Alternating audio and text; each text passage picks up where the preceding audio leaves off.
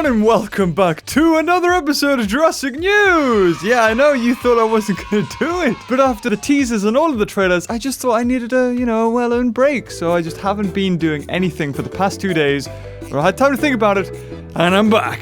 So, what do I think about the trailer? Well, there isn't really too much to say. It sort of explains everything in itself. Owen goes to find Blue, they go to rescue dinosaurs, volcano erupts, and that's pretty much it. So I hope you've enjoyed today's episode.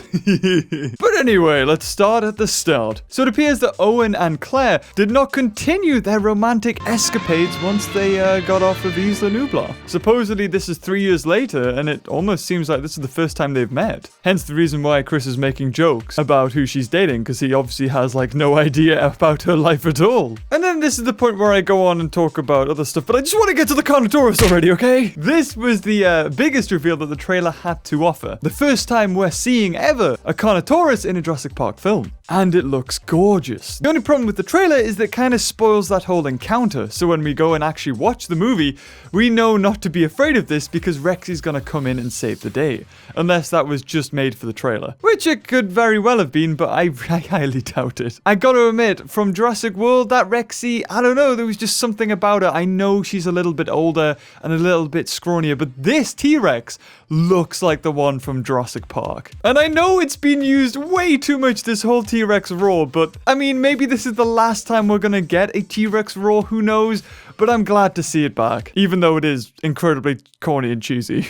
But it just gives you goosebumps, and that's what you want as a Jurassic Park fan. And a lot of people think that that's Carnotaurus over with, that it's dead now, Toast is gone. In the cliff scene, you'll see 2 other Carnotauruses running away, and not only that, if you remember in the behind the scenes look of the trailer, you saw an animatronic Carnotaurus head, which could even be a juvenile. A bit like in The Lost World, where they were freeing loads of dinosaurs and you had loads of animatronics, it looks like we're going to see a similar scene here, maybe even just passing by a baby Carnotaurus as it's in a cage. So don't count Toast out just yet. You're going to see a lot more of him. Or her. I don't, whatever. And a lot of people have pointed out that there is another animatronic of a raptor. But this video was only posted on their Snapchat. And not only that, but it also confirmed that the Mosasaurus, a dinosaur, quadruped reptile, that we haven't seen or heard of yet, is confirmed for Jurassic World Fallen Kingdom. Blue, we have the Mosasaurus. So somehow,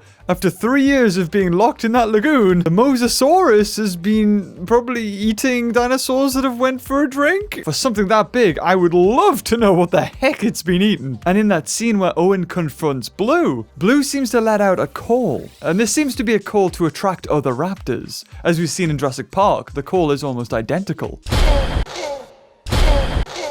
Which led a lot of people to believe that there could be another raptor out there. Could it perhaps even be Delta or a raptor from Jurassic Park? There was one raptor that we didn't see die in Jurassic Park. So is it possible that Blue is calling Delta, or possibly the big one from Jurassic Park? And a lot of people have speculated that this animatronic could be one of the other raptors, because the colorings on this animatronic do not match the colorings of Blue. But some eagle-eyed fans have noticed that in an early trailer of Jurassic World, Blue didn't have those markings, and it was in fact an animatronic that was used in that scene. And it looks to have exactly the same markings as we see on this animatronic. So maybe it's not another raptor, this is just another animatronic for Blue. Now in the trailer, and even the little snippets that were teased all around that last week, hyping up the trailer, there was a lot of talk of Isla Nublar blowing up, basically. And this might even be the last time we get to see Isla Nublar at all. Which is quite sad, because,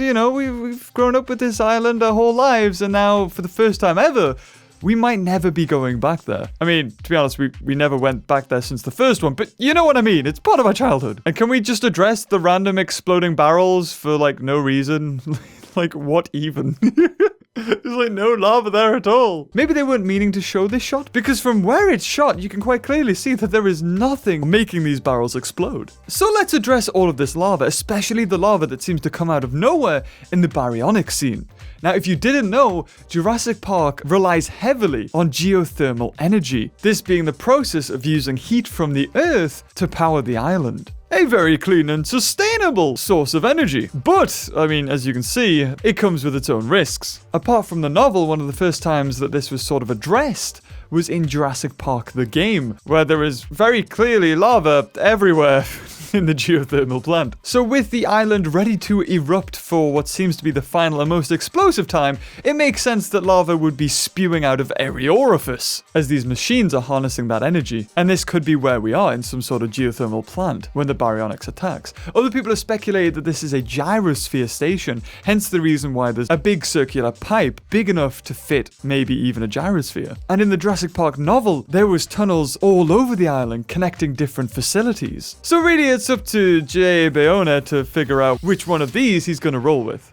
Get it wrong? Because it's gyrosphere, yeah. And I'm not going to gloss over this, because it's quite a big flaw. Chris being enveloped by what appears to be a pyroclastic flow. This being a load of gas and ash released from the volcano. In the scene where the T-Rex roars, you can almost see part of the volcano just completely collapse. But this raises the big question.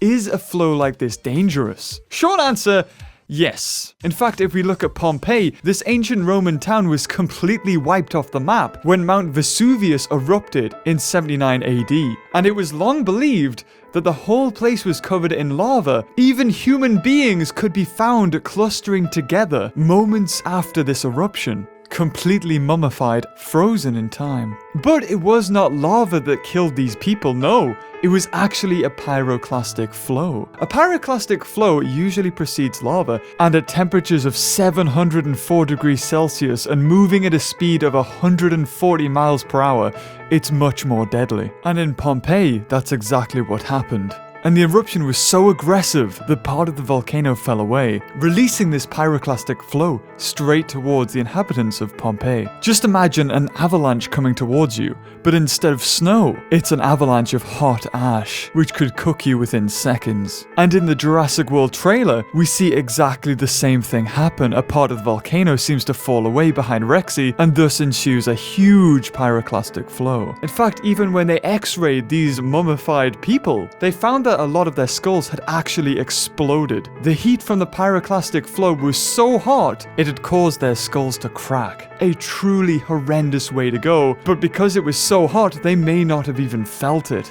dying within mere seconds. Now, I'm no expert when it comes to volcanoes, but knowing this kind of turns this scene into a little bit of a joke, doesn't it? I don't think Owen would have survived at all. But for the sake of argument, I'm pretty sure Owen wouldn't have been killed off, because we later see him in what we can only assume is Lockwood's estate, with Claire and Lucy, presumably trying to get away from the Indoraptor, who's going around killing everybody. And let's talk about Ian Malcolm for a second, or as he's better known, Jeff Goldblum. It's basically the same character. That's the thing with movie stars, they just play themselves. Everything we see in the trailer takes place within the first 50 minutes of the movie, and I can't see Ian Malcolm coming back or even being involved in another rescue mission if it's to be believed that the Lost World even happened in this franchise. We hear Ian Malcolm give the speech of life could not be contained and life finds a way, and it seems to me that he's trying to stop people extracting the dinosaurs from the island, saying that if they do that, then it might be very possible that it could cause the downfall of humanity. Quoting, dinosaurs were alive a long time before us, and may be alive a long time after us. These creatures were here before us, and if we're not careful, they're gonna be here after.